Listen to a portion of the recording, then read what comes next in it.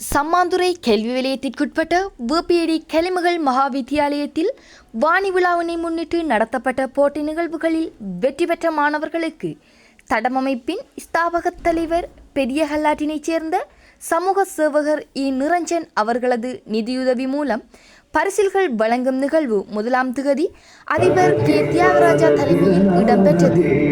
தடமமைப்பின் தலைவர் நிரஞ்சன் அவர்களிடம் பாடசாலையின் நிர்வாகத்தினர் வேண்டுகோள் விடுத்ததன் காரணமாக இவ்வுதவி வழங்கப்பட்டுள்ளது. சமூக சேவகர் நிரஞ்சன் அவர்கள் தடமமைப்பினூடாக தனது பெரிய கல்லாறு கிராமத்திற்கு இச்சேவையினை ஆரம்பித்து இன்று தேசிய ரீதியில் பரந்துபட்டதாக அமைந்துள்ளமையினை நாவிதர்பள்ளி பிரதேச கல்வி சமூகம் பாராட்டியுள்ளது. இந்நிகழ்வில் மாணவர்களது விசேட கலை நிகழ்வுகளும் இடம்பெற்றன.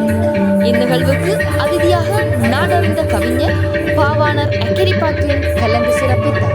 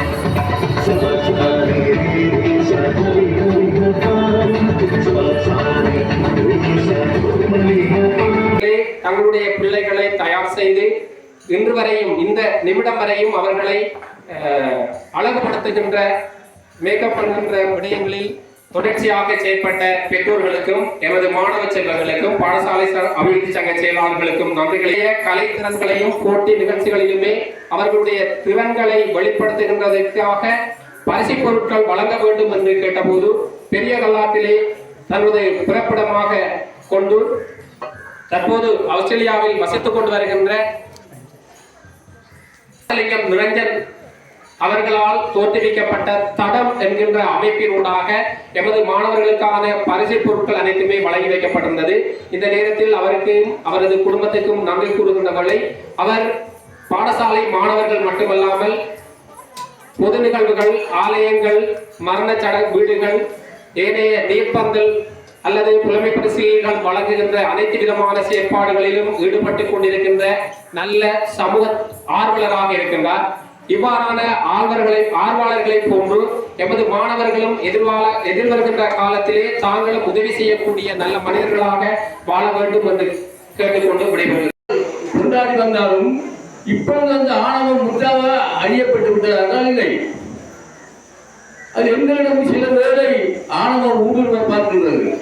உதாரணமாக நான் இதை எடுத்துக்கொண்டால், நாங்கள் போட்டிக்கு போகின்ற பொழுது நான் ஒரு கவிதை போட்டியிலே 1ஆம், 2ஆம், 3ஆம், 4ஆம் இடம் பெறாமல் 5ஆம் இடம் பெற்றிருக்கும் தான்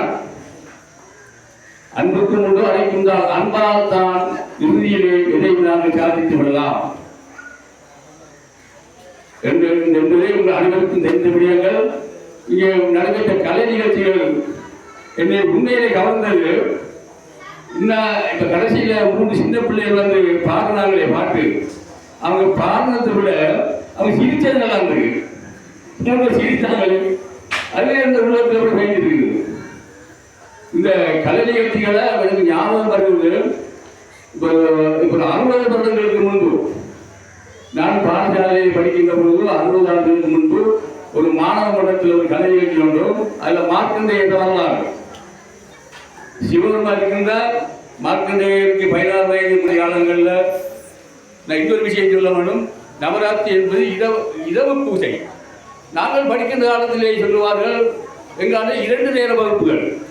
12 மணிக்கு வகுப்பு முடிந்து திரும்ப 1 மணிக்கு டாப்பு கூப்பிடுவாங்க. 2 வேளை வகுப்புகள்.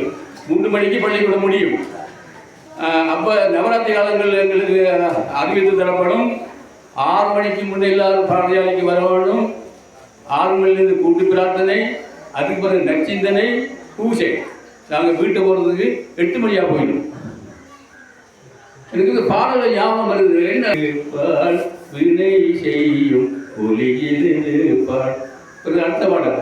ஓம் சக்தி ஓம் ஓம் சக்தி ஓம் ஓம் பராசக்தி ஓம் பராசக்தி ஓம் பராசக்தி வெற்றி வடிவேலன் அவனுடைய விதத்தினை புகழ்வோம் சுற்றியில்லாதே பகையே துள்ளி வருவேல்.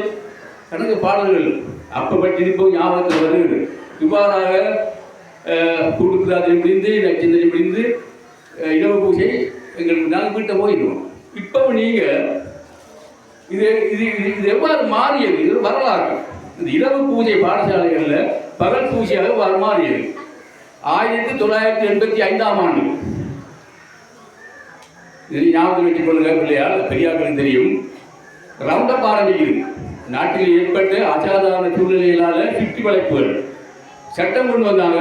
6 மணிக்கு பிறகு எவரும் வெளியில் போகக்கூடாது இரவே. அடுத்து நான் பேச இன்னொரு விடயம் இருக்கின்றது. எங்களுடைய சிவிசிலை அமைப்பானது இந்த பள்ளிக்கூடத்துக்கு சில வருடங்கள் நாங்கள் இந்த பரிசு பொருட்களை வழங்கி வந்தோம். 1-2 வருடங்களாக அது தடைப்பட்டிருக்கின்றது. ஆனால் இந்த பரிசு பொருட்கள் உண்மையில் எங்களுக்கு வழங்கி வைத்த அந்த பெருமகன் ராசலிங்கம் நிரஞ்சன் அவரை பற்றி கூறுவதற்கு முன்பு ஒரு பாட்டை பாடுகின்றேன், அதை கேளுங்கள். ஜே.பி. சந்திரபாபு பாடிய பாடல், இயற்றியவர் கவியரசி கண்ணதாசன், இடம்பெற்ற திரைப்படம் அன்னை. புத்தியுள்ள மனிதர் எல்லாம் வெற்றி காண்பதில்லை, வெற்றி பெற்ற மனிதர் எல்லாம் புத்திசாலி இல்லை, புத்திசாலி இல்லை. புத்தியுள்ள மனிதர் எல்லாம் வெற்றி காண்பதில்லை, வெற்றி பெற்ற மனிதர் எல்லாம் புத்திசாலி இல்லை, புத்திசாலி இல்லை. பணம் இருக்கும் மனிதரிடம் மனம் இருப்பதில்லை, மனம் இருக்கும் மனிதரிடம் பணம் இருப்பதில்லை, பணம் இருக்கும் மனிதரிடம் மனம் இருப்பதில்லை, மனம் இருக்கும் மனிதரிடம் பணம் இருப்பதில்லை. இங்கேதான் எங்களுடைய ராசலிங்கம் நிரஞ்சன் வருகின்றார். பணம் இருக்கும் மனிதரிடம் மனம் இருப்பதில்லை, உள்ளம். இப்போ என்னிடம் ஒரு 5 லட்சம் பணம் இருக்கு. நான் என்ன செய்வேன்? 5 லட்சமாக்கி அது 6 லட்சமாக்கி அது எப்படித்தான் பெருக்க வேண்டும் நான் யோசிப்பேன். பணம் இருக்கும் மனிதரிடம் மனம் இருப்பதில்லை. நான் கண்ணதாசனை கொஞ்சம் குறை கூறவில்லை. இந்த பாடலிலே தவறு இருக்கின்றது. அவர் பாடியிருக்க வேண்டும், பணம் இருக்கும் பலரிடம் மனம் இருப்பதில்லை. மனிதர் எல்லாரிடமும் அவர் பாடுகின்றார், மனம் இல்லையாம், நல்ல உள்ளம் இல்லையாம். அவ்வாறு என்றால் இந்த நிரஞ்சன் எப்படி வந்தவர்? நிரஞ்சனை போல சிலர் இருக்கின்றார்கள். பணத்தை வாரி வாரி வழங்குவதற்கு ராசலிங்கம் நிரஞ்சனை போலவும் மனிதர்கள் உலகத்திலே வாழ்ந்தார்கள். இந்த நிரஞ்சன் அவர்களை நான் பார்த்தபொழுது அவரை பற்றி அறிந்திருக்கின்றேன். இவர் பெரிய கலாத்தை சேர்ந்தவர். நானும் அதற்கு பக்கத்து கிராமம் பெரிய நிலாவை அவரை பற்றி அறிந்து வைத்திருக்கின்றேன். அவர் தடம் என்ற ஒரு அமைப்பின் ஊடாக தனது தாயாரின் பாருங்கள், மாதா பிதா குருதெய்வம் எல்லாருக்கும் இந்த தெய்வமாறு அம்மா இந்த தாய்.